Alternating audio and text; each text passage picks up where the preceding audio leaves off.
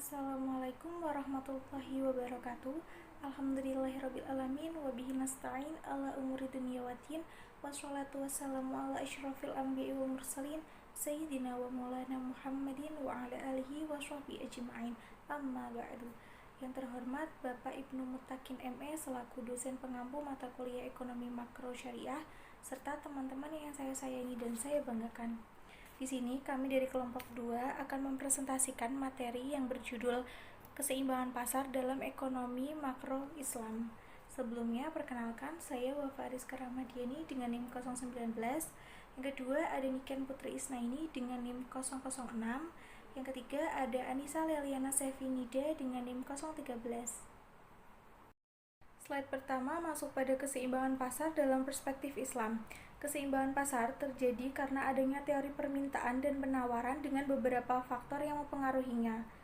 Sehingga keseimbangan pasar adalah terbentuknya suatu harga keseimbangan, harga di mana konsumen atau produsen sama-sama tidak ingin menambah atau mengurangi barang, jasa yang dijual atau dikonsumsi. Dalam Islam terdapat berbagai pendapat yang berkaitan dengan keseimbangan pasar. Antara lain, yang pertama ada Abu Yusuf, berpendapat bahwa tidak ada batasan tertentu tentang murah dan mahal yang dapat dipastikan. Hal tersebut ada yang mengaturnya. Yang kedua, Yahya bin Umar, berpendapat bahwa harga ditentukan oleh kekuatan pasar, yakni kekuatan permintaan dan penawaran. Yang ketiga ada Al-Ghazali, berbicara tentang harga yang berlaku seperti yang ditentukan oleh praktik-praktik pasar. Yang keempat, Ibnu Taimiyah memberikan konsep harga yang adil, yang dalam aspek ekonomi disebut dengan harga yang setara. Yang kelima ada Ibnu Khaldun, menguraikan suatu teori yang menunjukkan interaksi antara permintaan dan penawaran. Yang kedua, saya akan menjelaskan tentang proses terbentuknya keseimbangan pasar. Keseimbangan pasar terbentuk karena setiap orang melakukan kegiatan ekonomi, baik dalam perannya sebagai produsen dan konsumen. Sebagai produsen, pasti menginginkan keuntungan yang maksimal, sehingga mereka menetapkan harga barang dengan setinggi-tingginya. Sementara dari sisi konsumen, tentu menginginkan kepuasan membeli barang dengan harga serendah-rendahnya. Jika masing-masing pihak saling mempertahankan keinginannya, maka transaksi jual-beli tidak akan terjadi. Sebab itu adanya proses tawar-menawar. Dan terbentuknya keseimbangan pasar terjadi bersamaan dengan tercapainya harga keseimbangan, di mana produsen dan konsumen bersama-sama tidak ingin menambah atau tidak ingin mengurangi barang yang dijual atau yang dikonsumsi.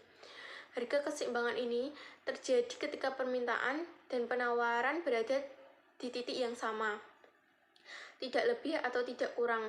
Artinya, pasar tidak mengalami kelebihan permintaan atau kelebihan penawaran. Ketiga, pengendalian harga dalam pembentukan keseimbangan pasar. 1. Pengendalian harga dasar atau terendah. Pengendalian harga dasar atau terendah merupakan penentuan batas maksimum harga terendah suatu barang yang boleh dijual oleh produsen. Dan kebijakan ini dilakukan saat harga jual barang terlalu rendah sehingga beresiko merugikan produsen atau penjual. Dengan kebijakan ini, diharapkan konsumen akan mengurangi permintaannya. Di sisi lain, produsen bisa memanfaatkan untuk meningkatkan jumlah barang yang ditawarkan.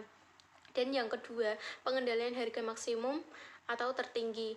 Penetapan harga maksimum atau tertinggi adalah penentuan harga jual maksimum yang diperkenankan untuk ditawarkan produsen kepada konsumen. Intervensi ini dilakukan ketika harga barang terlalu tinggi sehingga sulit dijangkau oleh konsumen. Batasan harga tertinggi ini harus dipatuhi oleh para produsen sehingga dalam menawarkan barangnya dengan harga yang lebih tinggi dari batas harga tertinggi yang telah ditentukan pemerintah. Tujuan intervensi ini untuk menjaga stabilitas harga sehingga tetap terjangkau oleh masyarakat. Fungsi dalam keseimbangan pasar. Fungsi ini dibagi menjadi dua. 1. Fungsi permintaan.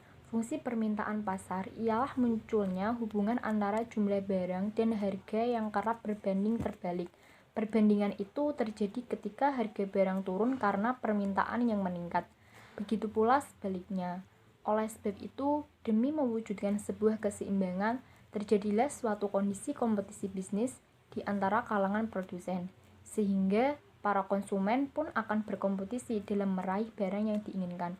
2. Fungsi penawaran. Fungsi ini lebih berfokus pada korelasi persamaan di antara harga dan jumlah barang yang ditawarkan pihak produsen. Mekanismenya disesuaikan dengan hukum penawaran, yakni ketika terdapat peningkatan jumlah barang, maka akan diikuti harga yang naik juga di pasar. Memahami keseimbangan pasar. Keseimbangan pasar merupakan kondisi barang yang diminta sama dengan jumlah barang yang ditawarkan pada tingkat harga tertentu. Keseimbangan pasar juga dapat dipahami sebagai suatu kondisi di mana harga produk yang ditawarkan sama dengan harga produk yang diminta oleh konsumen.